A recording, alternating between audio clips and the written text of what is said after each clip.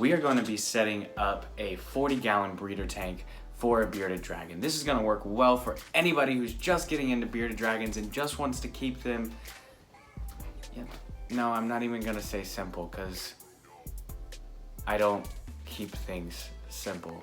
Anyways, setting up a 40-gallon breeder tank, BioActive, until we can get Doom his fully custom built enclosure and back to the glory days that Doom once was in when he had his 4 foot by 2 foot by 2 foot big 120-gallon size custom enclosure. But for now, a 40-gallon breeder will do just fine. That is the minimum size requirements for an adult bearded dragon. So I think for the couple of months that I use to save and to plan and to build his new enclosure, he'll be just happy in something like this. Let's go ahead and get started, and we will start with the substrate, mixing up a BioActive substrate.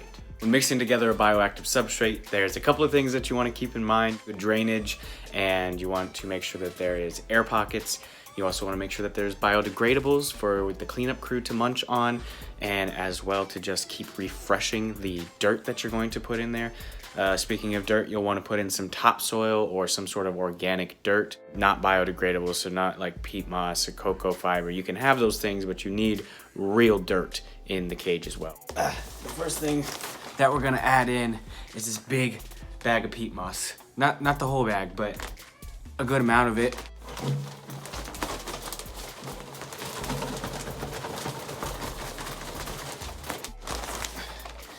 There we go. Try not to get dirt all over your floor in the process either. Now, your organic topsoil or whatever other kind of organic dirt you want to use.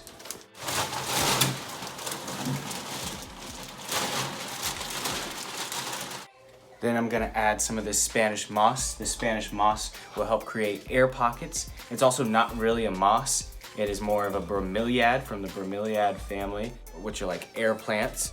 And this won't retain a lot of water. And that's good because we're making this enclosure for a bearded dragon, and you don't want the mix to hold too much water if the water dishes to spill or if you water your plants. We want the top layer of this to dry out relatively quickly. Tear this up a little bit. We're now gonna add a little bit of snake aspirin for the same reason we added that Spanish moss. It doesn't hold much moisture. It's gonna be a biodegradable that our cleanup crew can break down, and it's also gonna create those air pockets that the cleanup crew can live in and keep from methane gas buildups.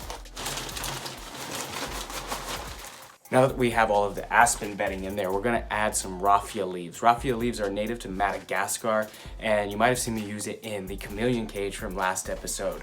But that's really the only leaf litter that I have, and it'll serve the same purpose. It just looks slightly different than normal leaf litter, or, you know, magnolia leaves or oak leaves that most people would put in their cages.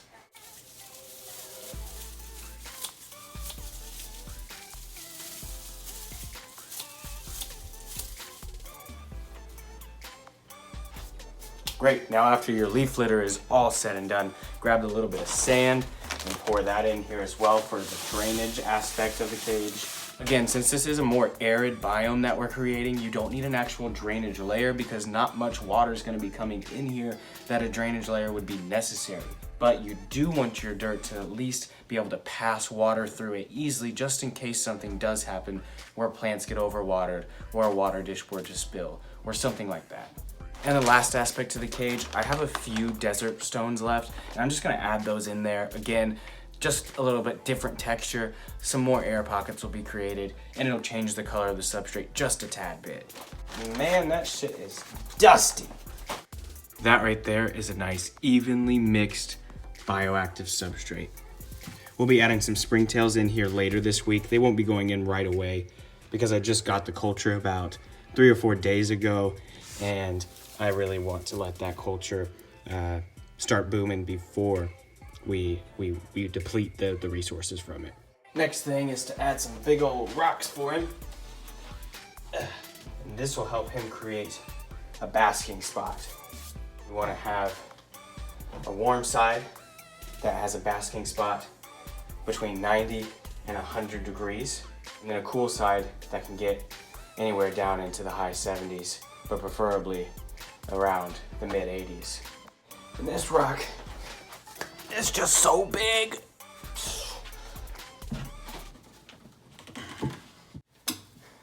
There we go. I like the way that looks a lot, honestly. And I've got 2 little accent rocks that I gotta find somewhere for. Thinking maybe this one here-ish. That creates a nice cave right in here for the Doom. I think we'll use over here to kind of keep this dirt pushed back on this terrace. Yep, there we go. That's nice. I like that a whole lot. We've also got a tree root that we're gonna place in here and give Doom a little bit more options for climbing. Gotta find a place for Doom's water dish, preferably away from the heat source and easy for me to access. Oh, we can put it right there in that front left corner. Yes sir, just like that. For his salads and things of that such. And we'll put that up here in the back right. Now I don't use too many plants in Doom's bioactive enclosures for the simple reason that he eats them. They can go into a beardy cage. That means they're beardy safe. And Doom knows that. And he devours plants. I do have 2 aloe vera that I am willing to put in here and sacrifice for Doom, but like, he just loves eating plants a lot. So we'll put the first one over here, and then I'll put this bigger one right here on top. And there it is. The only thing left to do to make this bioactive would be to add the springtails. And I do have the culture. Again, like I said, it just needs to establish for a couple more weeks before I'm ready to add it into any enclosures. But as you can see, there's Doom. He's got loads of things to keep himself busy, different colored and textured rocks. He has a big water dish. He loves splashing in the water. He has a nice log that he can climb up in. A really deep den that eventually, if he keeps burrowing back, it can burrow back and out through that corner up to his hot spot. And there in the very back, he's got his food dish. I'd say Doom's living his best life that he can live while he waits for his new enclosure to be built. Thank you guys so much for watching today's video. I was really been waiting to show this off. I know a lot of people think that 40-gallon breeders aren't quite enough for bearded dragons, and you're right, they aren't. You shouldn't just provide the minimum size cage for your bearded dragon. For Doom, I think that he's going to be really happy in this bioactive setup with a lot of different types of enrichment going on in the cage until I get to building his cage.